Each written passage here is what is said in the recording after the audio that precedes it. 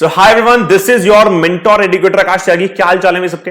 Sir बहुत important video है all about NEET 2024। Detailed way में बात करने वाले हैं syllabus, eligibility criteria, exam date, tentative exam date और टेंटेटिव रजिस्ट्रेशन डेट के बारे में। चलिए शुरू करते हैं वीडियो को, लेकिन शुरू करने से पहले जिसने अभी तक चैनल को सब्सक्राइब नहीं किया है जल्दी से कर लो, क्योंकि बहुत सारी इंफॉर्मेटिव वीडियोस जो बहुत जल्दी तुम्हें पता चल जानी चाहिए। अगर आप नीट 2024 या 25 के एस्पायरेंट हो तो मेक श्योर कि आपने चैनल को सब्सक्राइब कर लिया है, बेल आइकन को दबा लिया है, सो दैट आपके पास बहुत जल्दी से वीडियो जा सके। चलिए आगे बढ़ते हैं, अपनी इस वीडियो को शुरू करते हैं। तो सबसे पहले समझ लो कि नीट का जो एग्जाम है ये होता है उन बच्चों के लिए जिन्हें मेडिकल फील्ड में जाना है, मेडिकल में एडमिशन चाहिए, चाहे एमबीबीएस में, चाहे डेंटल में, चाहे आयुष में, चाहे नर्सिंग में। बहुत ही इंपॉर्टेंट एग्जाम है जिसको हर साल बच्चे, करीब 2023 में 21 लाख बच्चों ने इस एग्जाम को दिया है। तो बहुत जबरदस्त कंपटीशन है। एनटीए द्वारा कराया जाता है, नेशनल टेस्टिंग एजेंसी द्वारा कराया जाता है।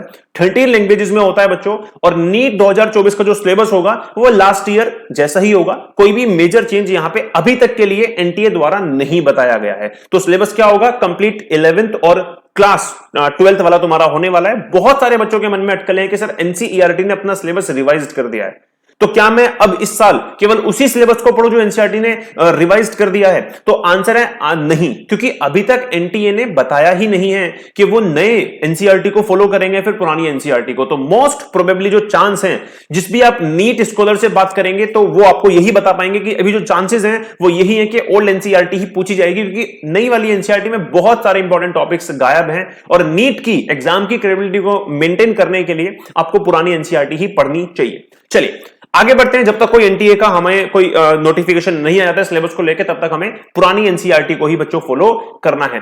बात करते हैं अगर नीट 2024 के एग्जाम की, तो उसमें आपको 2 लैंग्वेजेस प्रेफर करनी है अपने एग्जाम के लिए, ठीक है, जिसमें आप इंग्लिश को आप एक स्टैंडर्ड लैंग्वेज रख सकते हैं।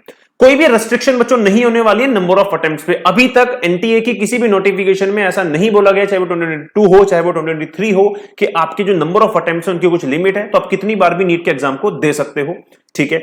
बीएससी नर्सिंग का जो भी एडमिशन होगा बच्चों वो भी नीट 2024 में नीट के एग्जाम मार्क से ही होने वाला है।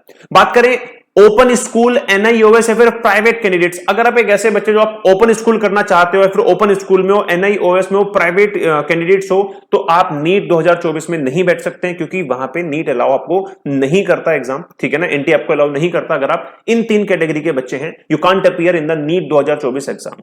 बात करते हैं आगे। अगर आप एक ऐसे बच्चे जो अब्रॉड से मेडिकल पढ़ना चाहते हैं, उसके लिए भी आपको इंडिया, अगर आप इंडियन सिटीजन हो तो उसके लिए भी आपको नीट 2024 का एग्जाम क्वालिफाई करना ही पड़ेगा। सो मेक श्योर कि आप नीट 2024 का एग्जाम जरूर क्वालिफाई कर लो, अगर आप बाहर भी पढ़ना चाहते हैं, इंडिया से बाहर भी पढ़ना चाहते हैं। एक और चेंज यहां पे देखने के लिए मिलेगा, तेलंगाना, आंध्र प्रदेश, कुछ स्टेट्स यहां पे ऐसे थे जो ऑल इंडिया की कोटा स्कीम में नहीं आते थे। सबको पता होगा काउंसलिंग में 50% जो सीट्स होती हैं हर स्टेट में, उसमें आप सेंट्रल तरीके से काउंसलिंग करके किसी भी स्टेट से आप उस स्टेट में जाके सीट ले सकते हैं। केवल 15% किसी भी स्टेट की सीट ऐसे यहां पे अलाउ होती है, जिसमें कोई भी स्टेट का बच्चा आके एडमिशन ले सकता है through this scheme all India quota. इसमें तेलंगाना और आंध्र प्रदेश नहीं थे, जिनको भी अब ऐड कर दिया गया है। चलिए आगे बढ़ते हैं। अगर मैं बात करूं बच्चों मोड की, तो मोड फिर से पेन और पेपर रहने वाला है, ऑफलाइन होगा, आपको ओएमआर शीट भरनी है, ऑनलाइन नहीं होने वाला। ड्यूरेशन आपकी 3 घंटे है। इसको एग्जाम को क्वालिफाई करने के बाद आप एमबीबीएस, बीडीएस, आयुष और वेटनरी में एडमिशन ले सकते हैं। लैंग्वेजेस की बात करो, टोटल 13 लैंग्वेजेस में एग्जाम को कंडक्ट कराया जाता है। इंग्लिश, हिंदी, पंजाबी, तमिल, तेलुगु, आसमीज, बंगाली, गुजराती, मलयालम, कन्नड़, मराठी, उड़िया और उर्दू। सब्जेक्ट से अगर मैं बात करूं तो बच्चों फिजिक्स, केमिस्ट्री, बायोलॉजी आपको करने होते हैं। बायोलॉजी में भी आपको बॉटनी और जूलॉजी यहां पे करना होता है। टोटल नंबर ऑफ क्वेश्चंस 200 होने वाले, इसमें आपको केवल 180 ही अटेम्प्ट करने हैं और इनसे आपके टोटल मार्क्स बनते हैं करीब 720। चलिए टाइप्स ऑफ क्वेश्चंस की बात करें तो सारे के सारे क्वेश्चंस एमसीक्यू होने वाले हैं, जिसमें आपको हर एक करेक्ट आंसर पे 4 मार्क्स मिलने वाले हैं और आपको चारों में से कोई भी एक ऑप्शन को करेक्ट यहां पे लगाना है। नेगेटिव मार्किंग भी है बच्चों, अगर आप एक भी क्वेश्चन गलत करते हो तो आपको 1 मार्क यहां पे डिडक्ट हो जाता है।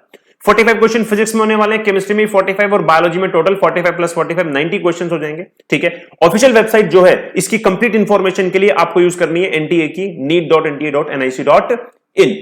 चलिए बात कर लेते हैं टेंटेटिव शेड्यूल क्या होने वाला है। अगर आप नीट 2024 में एग्जाम को देने वाले हैं तो आपके लिए बहुत इंपॉर्टेंट ये डेट्स हो जाती हैं।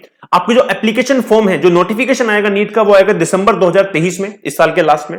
आपको जो एप्लीकेशन प्रोसेस है वो शुरू हो जाता है बच्चों फर्स्ट वीक ऑफ अप्रैल में, जिसमें आपको एक करेक्शन विंडो मिलती है जस्ट एक हफ्ते बाद, यानी कि सेकंड वीक ऑफ अप्रैल में आपको एक करेक्शन विंडो मिलती है कि भाई कोई भी प्रॉब्लम अगर आपने एप्लीकेशन फॉर्म में कर दी है तो उसको ठीक कर लें। उसके बाद एडमिट कार्ड आपका आ जाएगा 3rd वीक ऑफ अप्रैल में, और फाइनली आप मई के महीने में फर्स्ट संडे को अपना नीट का एग्जाम देने वाले, जो भी फर्स्ट संडे होगा, और उसके जस्ट एक महीने के गैप में जस्ट जून में आपका 2nd और 3rd वीक में आपका यहां पे क्या आने वाला है, रिजल्ट अनाउंस हो जाएगा बच्चों। तो ये इंपॉर्टेंट टेंटेटिव डेट्स थी जो तुम्हें पता होनी चाहिए। बात कर लेते हैं एलिजिबिलिटी क्राइटेरिया की। तो बच्चों एज एलिजिबिलिटी अगर हम देखें, बाकी तुमने देख ली है, तो आपको इस एग्जाम को देने के लिए एटलीस्ट 17 ईयर्स का होना पड़ेगा। अगर आप इससे छोटे हैं, आपकी एज इससे कम है, तो आप इस एग्जाम को देने के लिए एलिजिबल नहीं है। तो अगर आप 31 दिसंबर 2023 में 17 साल के हैं तो आप इसके एप्लीकेशन फॉर्म को भर सकते हो, आप इस एग्जाम को दे सकते हो। अगर मैं बात करूं मार्क्स के बेसिस पे, तो आपको 12th में पीसीबी लेनी है, English with English from a recognised board with a minimum of 50% marks for general category, for EWS category, PWD के लिए 45% मैंडेटरी है, और ओबीसी एससी एसटी के लिए आपको एटलीस्ट 40% यहां पे मार्क्स लाने पड़ेंगे।